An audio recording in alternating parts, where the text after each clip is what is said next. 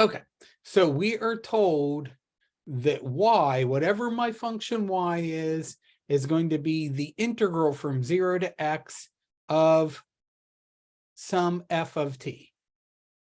This is a graph of y here. I'm not looking at a graph of f of t.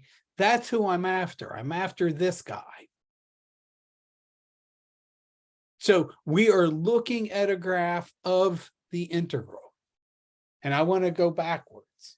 So one thing I could say that will help us figure this out is y prime of x will be f of x.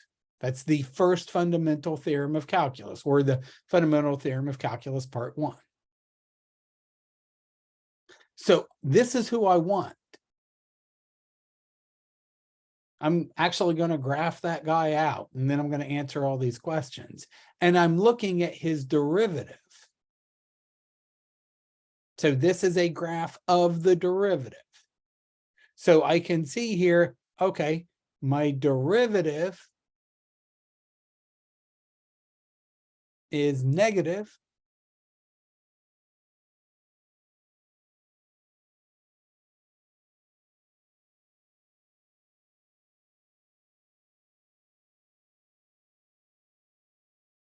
Okay, I think I misspoke a second ago. I wanted to pause and make sure, and I think I did.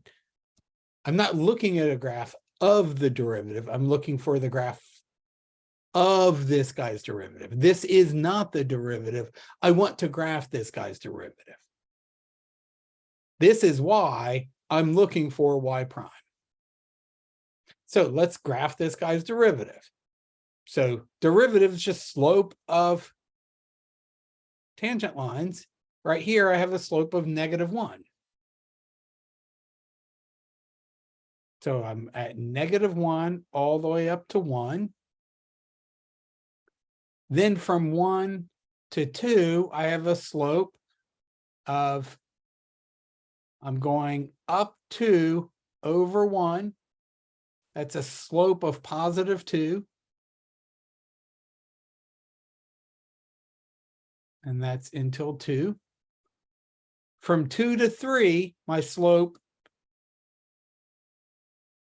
is 0. I'm just constant.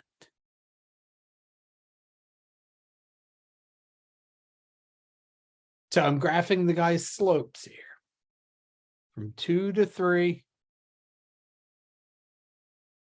I'm going to have open circles on all these.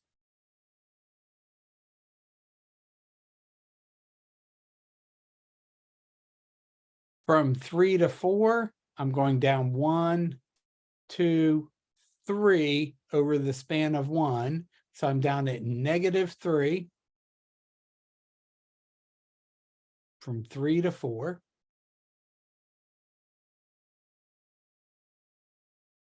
From 4 to 5, I'm back at 0. My slope is 0.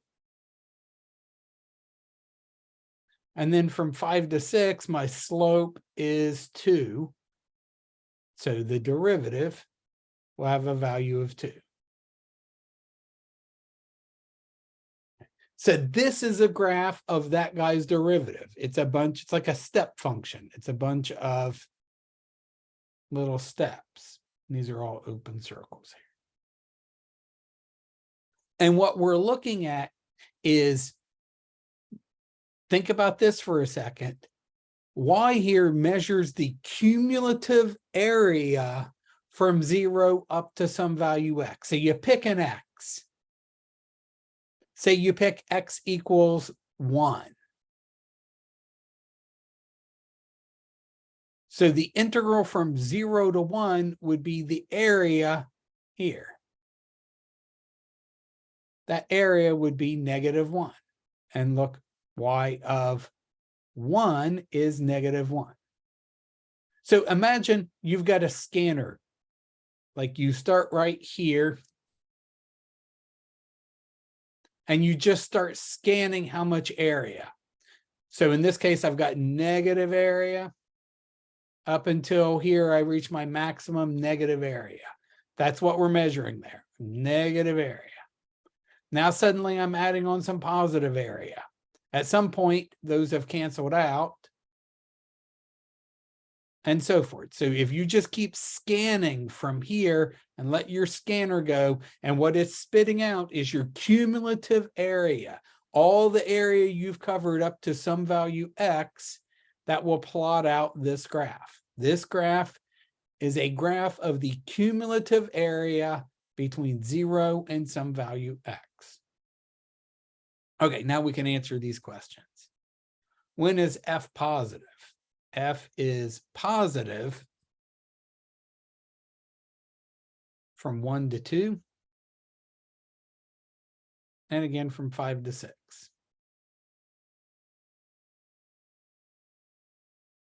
Because that's when my slopes were positive. Remember, F is the derivative of this guy. When did this guy have positive slopes? From here to here, 1 to 2, and then again from 5 to 6. When is F negative? Right here from 0 to 1, and then from 3 to 4.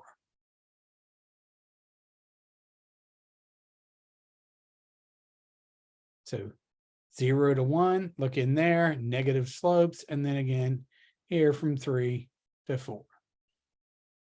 And F is constant, or constant at 0, from 2 to 3. And again from, what is that, 4 to 5. That's these chunks here. That's when I had 0 slope. My capital Y was constant. The derivative of a constant is 0. What's the maximum value of F? Maximum value is 1. Or no, it's 2, isn't it? 2. And the minimum is -3. Okay, and then we're not going to do average value. You'll do average value in calculus 2.